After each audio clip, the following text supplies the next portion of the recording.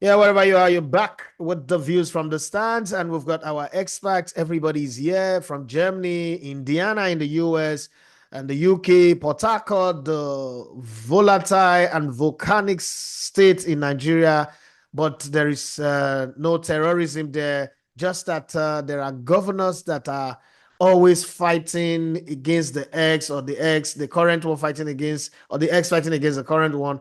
Whatever they do there, I still have my travel companion with me. Those of you who don't know, it is 1,000 times on the same road. And I wrote, if you're on Twitter with me, you would see where I tweeted that I'm not really one who is big on reading books because the author is an expert in usage of language, phonetics, punctuation mark, and all that.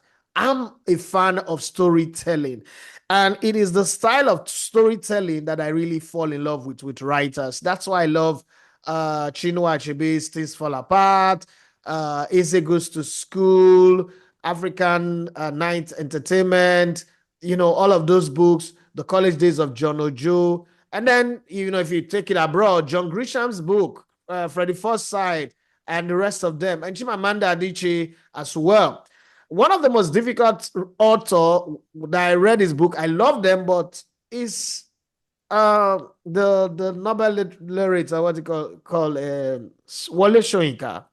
Maybe because I'm not Yoruba, but the book always take me in and out. I get in the groove, I'm in the zone. You know that thing where you are romancing, you're smooshing, you're kissing and touching.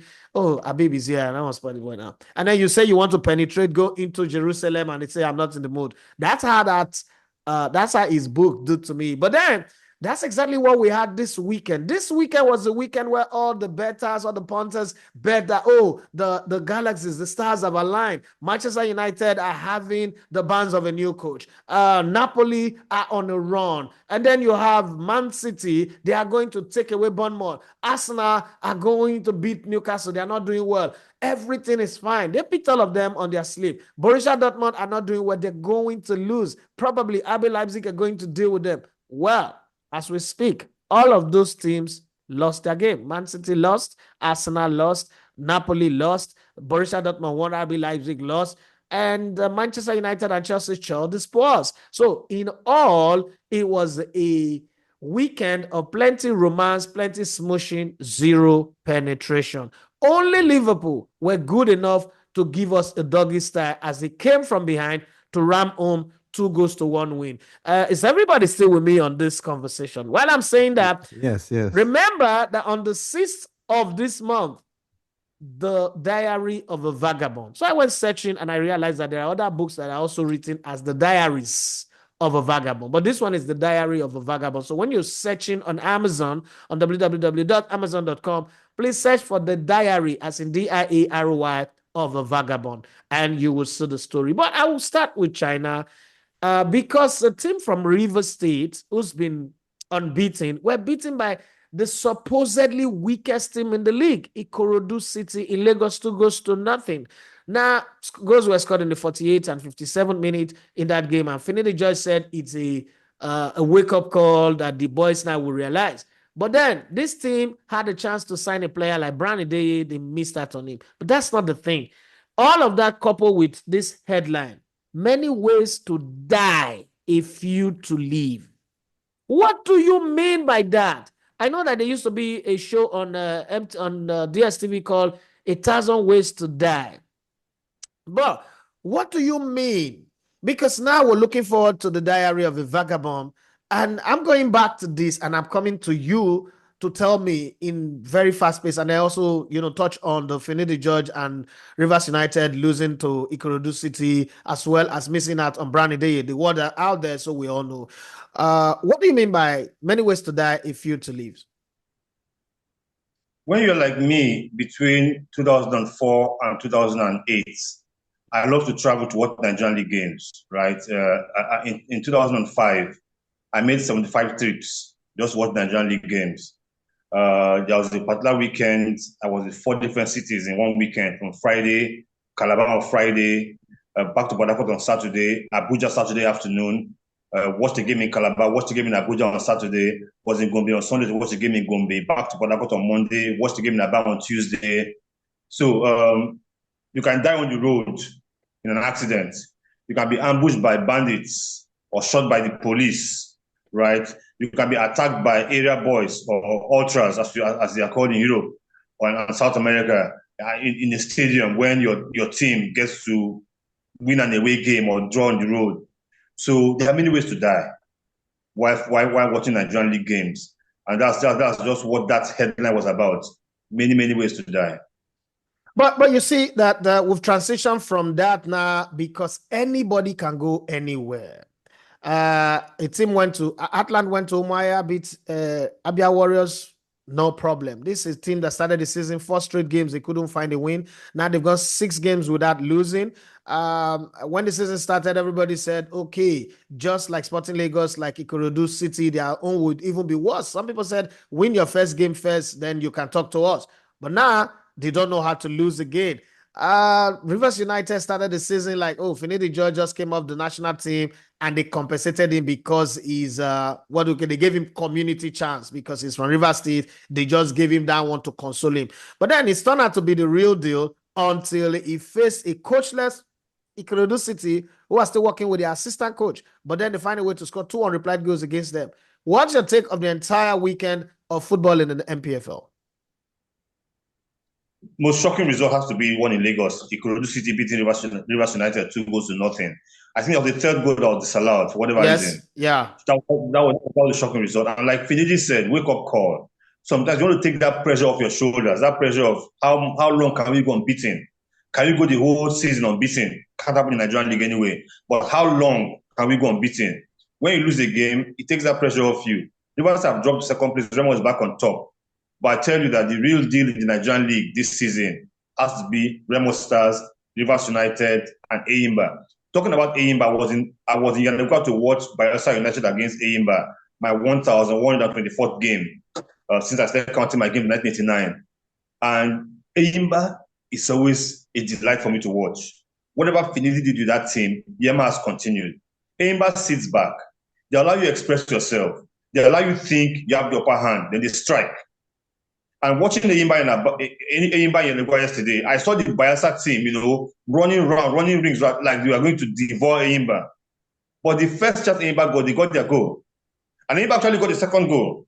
And up till now, we are wondering how that goal was disallowed. But the point now is that it was the game I enjoyed. Bayelsa having Coach Laramboso in charge, not having a good run. And for fans of the team, they told me that has been Bayelsa United's best game this season. Yeah, they could not beat Eyimba. So I was there, I saw Eyimba play, and that's Eyimba's style, vintage style of playing Eyimba. They pass the ball with that they're in control. The defenders want to play out the back like we see in some clubs in Europe. That's the style Finidi brought to that team, and Yema's continued with the team. In Kano, I actually thought Pillars are going to lose at home to Plateau United. Plateau scored first after the first half ended goalless. All of a sudden, Pillars had won 2-1. The first thing I did when I saw Plateau had gone up was, is Ahmed Musa playing? And I checked the lineup. Musa was there. Rabi Ali was there. How can players be losing home to Plateau United? But eventually won 2-1. The league is interesting. It's very interesting. And I will not stop watching it. But yesterday's games, biggest shock, Ikorodu City. Who would have thought that they're going to beat Rivers United and win 2-0? But they did it in football. You're going to have to win a game sometime. You win a game sometime. Now, whoever is in front of you, if that's your day, they're going to win. They took their chances and they won 2-0 against Rivers United. All right. I wanted to go to Mario before, but since Habib is raising his hand, I need to know why. Is that objection, my lord? Or yeah. The question is no, not an objection. It's just a question. Next week, Eyimba faces Remo Stars, and it's just 3 points that separates Eyimba and Remo Stars. What do you think that fixture is going to be like? Do you think it's like a crucial tie decider in the league, or it's just like any other game?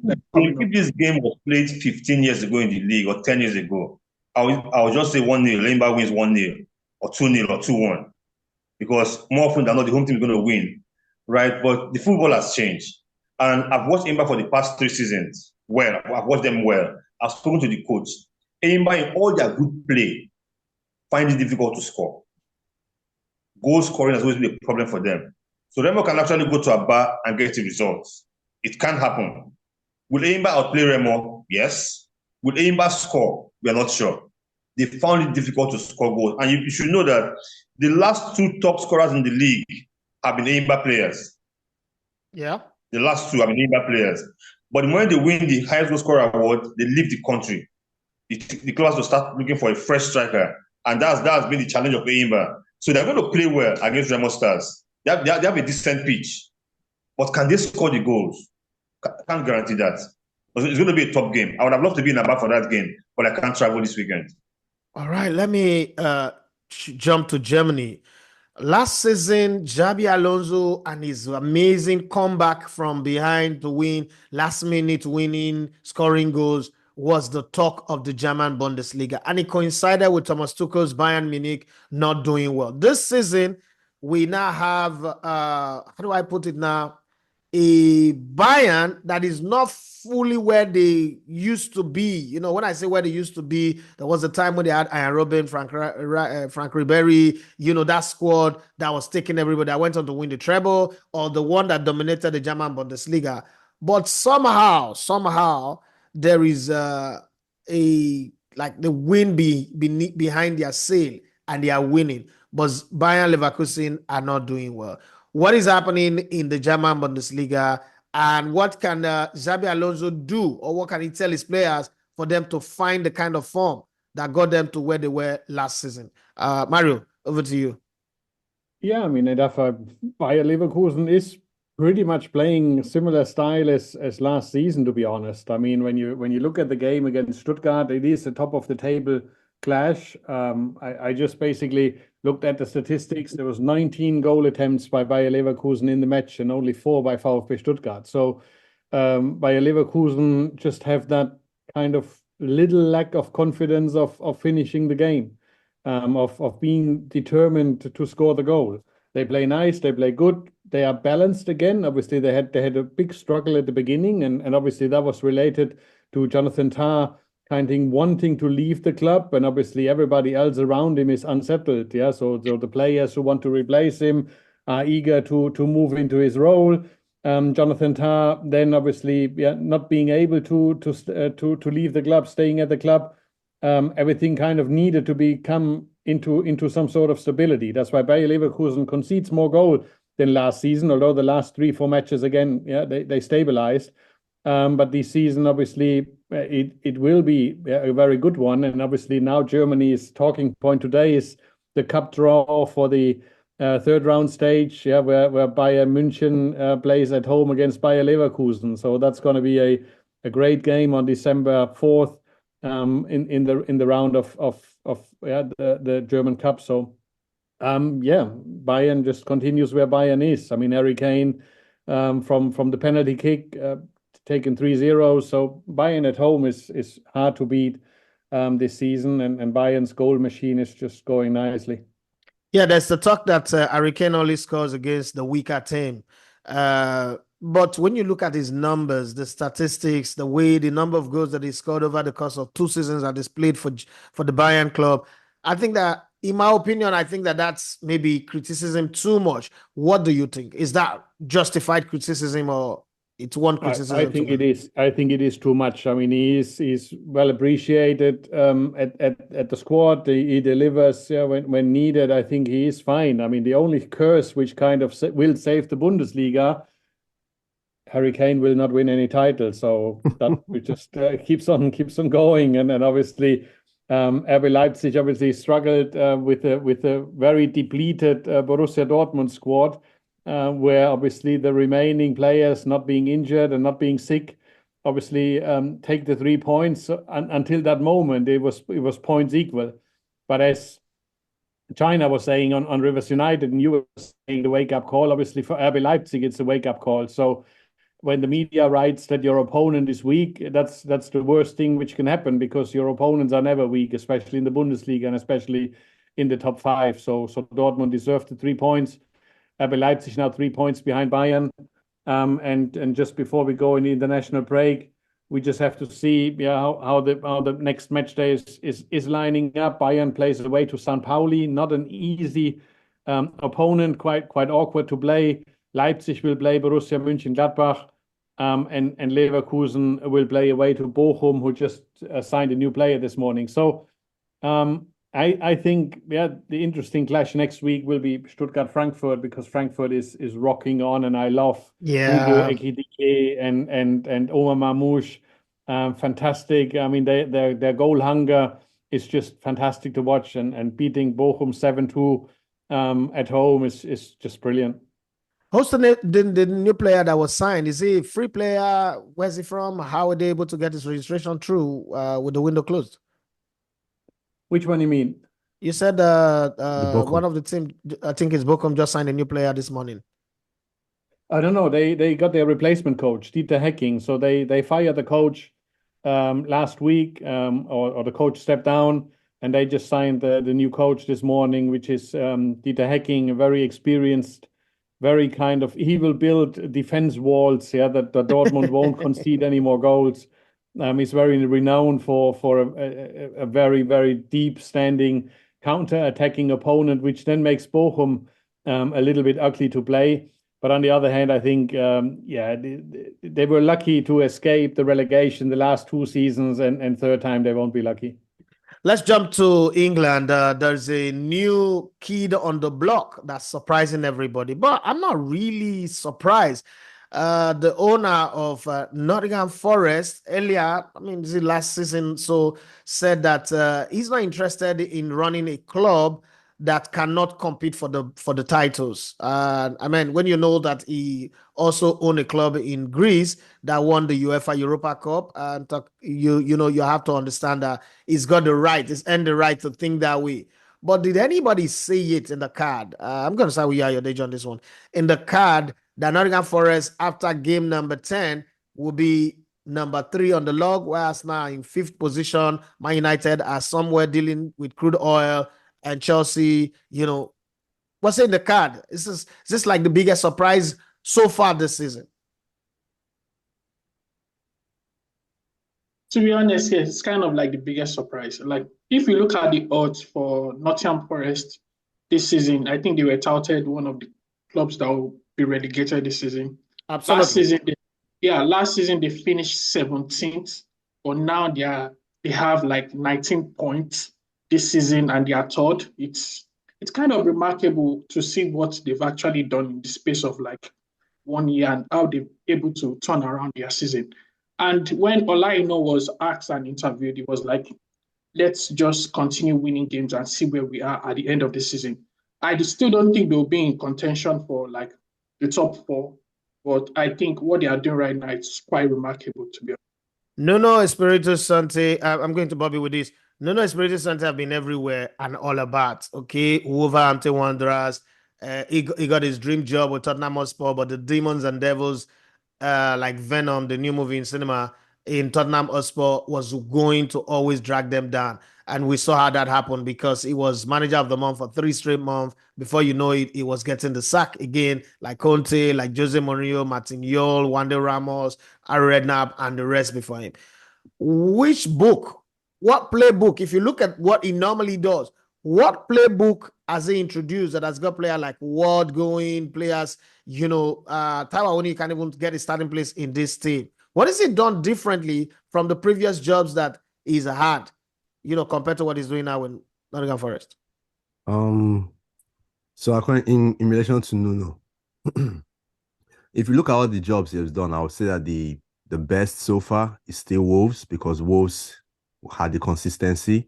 This one, we are just seeing it for basically this season or some months in this season. But coming to this season, basically he creates a solid foundation for the attacking players to thrive. Solid base defensively. You start from the back, center backs. He had Murillo, he brought in Milinkovic. Murillo is more like a ball-playing defender, progresses the ball, carries the ball into midfield. But Milinkovic is more like the solid base, the aggressor, the destroyer, the one who cleans up the mess. So those two combining together create a perfect partnership. Then we look going up front, compact midfield. He utilizes his fullbacks pretty well, his wingers pretty well, and he has a consistent clinical striker up front. I think according to the stats, this is Wood's most prolific time has been under Nuno. Yeah, it's under Nuno. So when you put all those things together, check their assists from the wings, check their fast breaks because they sit back, contain the pressure, then their fast breaks are pretty sharp and very clinical. So you find out those are the bases which they have used to be successful. Look at it's exactly what happened against Liverpool. Liverpool, they didn't have a lot of chances. They were sitting back, defending. In midfield, they were compact. He didn't start with wingers. He utilized the fullbacks. Wingers were playing more like midfielders, inverted into the midfield. So the midfield was tight. Liverpool didn't really have outlets. They cut out the passing lanes. So when he brought in the wingers, basically cross balls, and that was it. And the game was over. So basically, it's solid base to launch the attack. Yeah, you okay. I think Pirate wants to ask a question. Okay. Yeah, I just wanted to mention, I mean, obviously, when Nottingham Forest, obviously, when they promoted, they signed 25 players. Before the last season, they signed 25 players. Before this season, they signed 19 players. So, and obviously, the experienced coach of Espirito Santo, he's got the balance right because at the beginning of the season, as Bobby was saying, they looked more in the defense, and that's been the weak point of Nottingham Forest. They've conceded tons of goals in the 2022-23 season, 23-24 season, and obviously they have found now the balance. And obviously, I didn't see them as a relegation at all because if you have in match day 1, yeah, you draw at home against Bournemouth, you kind of expected. But on match day 2, you win away to Southampton against a newly promoted team. And especially then on match day 4, you win away to Liverpool, you draw away to Brighton. That's not a relegation team, obviously. Already on match day 4, 5, it was very clear that Nottingham Forest got the right balance. And obviously then they continued beating Chelsea. So they didn't have kind of lightweight opponents. For me, they made their points. They've been very, very strong and rock solid. And now, obviously, the team knows we can beat everyone who is coming. Yeah, we have the right balance to strike. We know Bobby Wood in front will always be good for a goal, and his physical strength in the match play will really make it sure. I see Nottingham Forest being in the top half of the table for the remainder of the season. They might not qualify for Champions League, but they will definitely stay in the top 10. And likely ahead of Manchester United. Sorry, Bobby. Well, that one in. that one hurts. But Ruben Amorim is coming. Would he make a beautiful arrival for Ruben Amorim if he goes on to beat Man City tomorrow, whether it's 1-0, whether it's a big scoreline? Would he make his arrival like a billboard type of landing, or he gets beaten in the City traditional way of 5-4-0, and then he come in subdued like a rat that is beaten by rain? Is that for me? Yes, so Bobby. You're not the Manchester United person here. Even if Amorim beats, let's say hypothetically beats City like 2-0, 3-0, 1-0, 2-1, whatever, it has no bearing on what is going to happen when it comes to United because he's walking into a big mess, a very big mess. That team is shite. He doesn't, in fact, like the interview that Roy Keane was granted after the game, I think it's after or before, I think it's before the game, where he was asked, what will Amorim be thinking? He said he will be thinking that he should have signed a longer contract because in 2.5 years, he's not going to get anything done. If I'm being honest, he's not going to be anything. Shut down the club and let us all rest. Shut it down. He should do what? He said? Shut down the club, Man United.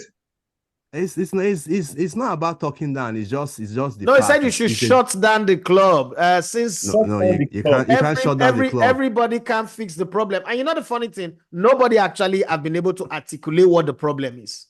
No, it's not. Nobody can fix the problem. The problem is that people think the problem is just change a manager and things will get better. That is not the problem. The problem is way bigger than the manager. So what is it? Plays a problem. No, of course, you can say manager is part of the problem, but it isn't the main problem. The problem is way bigger than the manager. Just for example now, as I've always been saying, there are players in that team who have been there for over 4 or 5 managers. One of the managers, Mourinho to be particular, said earlier this year that there are 3 players in that team. When I came to the club, spent 3 months, I told the board to get rid of these players. That those players are still in the team now. What does that say? I feel that narrative is becoming a bit like untrue to some degree. Because It's if you not should untrue. analyze, it's becoming untrue to some degree. People keep saying like, oh, they should clear out the players. The players are still there. They give instances, but I still don't think that's the case.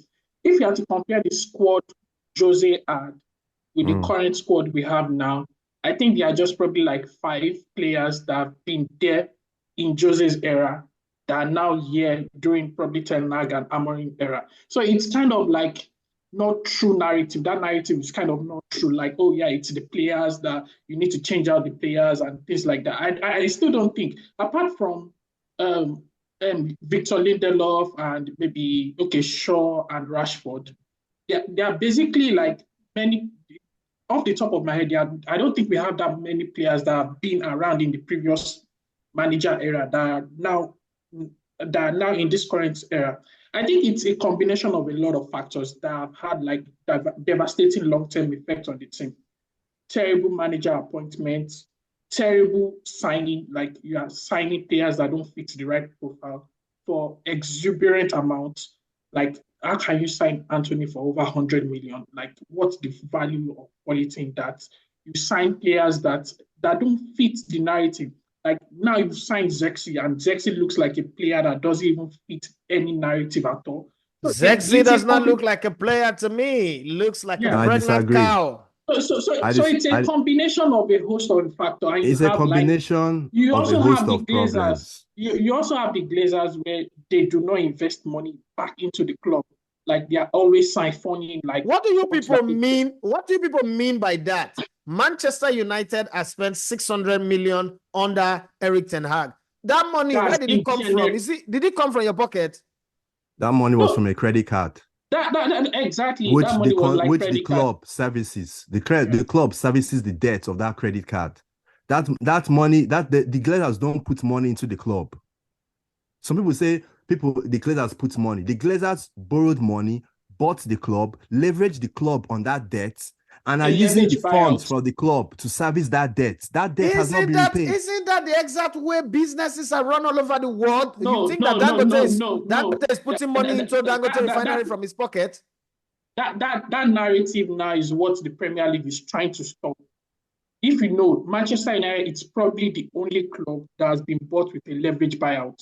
And basically, they've stopped like other things from happening. So you cannot buy a club and leverage the debt on that club. Basically, like strangles the club in terms of finances. There are basically things that they want to do. Like now, but the same Premier League does not want the owners to spend big of their money. Take for instance, Newcastle cannot invest. Newcastle are actually the richest club in the world in terms of owners' money, but then they can't. You say make your money because of their revenue. That's a different Newcastle don't have the revenue to back it.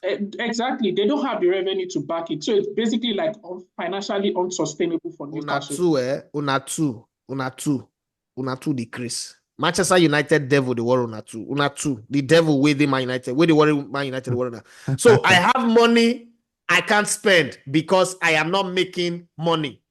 I don't have money but I can spend because I am making money, and both of them are a crime. Let's go to FFP now. Let's go to clubs the FFP. That's the FFP. Let's go to clubs that know what they are doing and they are spending their money well and they are investing well. Liverpool. Who's that club?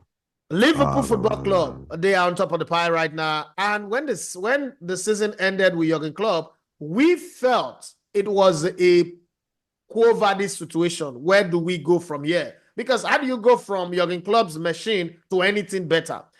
But somewhere in the mix, they've quietly calmed the noise, moved on. You don't even hear the "you never walk alone" sound at Anfield anymore. They just win games. This is incredible. It's 10 games gone yet in the season, not a big deal. But is it time to say that Liverpool are the real title contenders and Arsenal are falling off? Let me start with China. Well, people can say what they want. Yes, 10 games, 10 games in top of the table. I don't think it's enough time. It's just 10 games. I had this discussion yesterday, and I said, if Liverpool are lucky or their performance puts them there and still at the top or still in top two until say March the 25, they will consider real title contenders. I think what's going with the club is that the club had no pressure on them. The pundit said third place. The pundit said a manager for 8 years has left. It's a new manager, new league, strange players to him. Nobody was sure what the club would get. So the club just played, no pressure. I think that's one of the things that is going well for the club. But if the club can sustain this, maybe March the 2025, they can begin to talk about them being title contenders. But again, I don't know how Arsenal look like they're on free fall. They look that way. They play Chelsea next. If they don't get the result against Chelsea, it becomes bad for them. But I would still think that pre-season permutations of City and Arsenal as title contenders, for now, I'll stand with that. But no, Arsenal out of the title race. Let's forget about Arsenal out of the title. Let's be honest. Come on, it's like saying that Bayer Leverkusen are still in the title race in Germany. Come on, let's forget about that one. Arsenal are not in the title race. You lose 2 games already. You don't even know the direction the team is going. The team does not know how to score goals anymore. Come on, Arsenal out of the title race. I'm an Arsenal fan, but you do remember that in December last year, just before Liverpool played Arsenal, Liverpool was 7 points clear of Arsenal. You do remember that? Yes. And in football, you can wipe out 7 points easily. All I'm saying is that by March the 10th, it's still too early to call. I'll wait and see what happens between Arsenal and Chelsea next weekend. But I think that Arsenal, they're still in it. They are all still in it.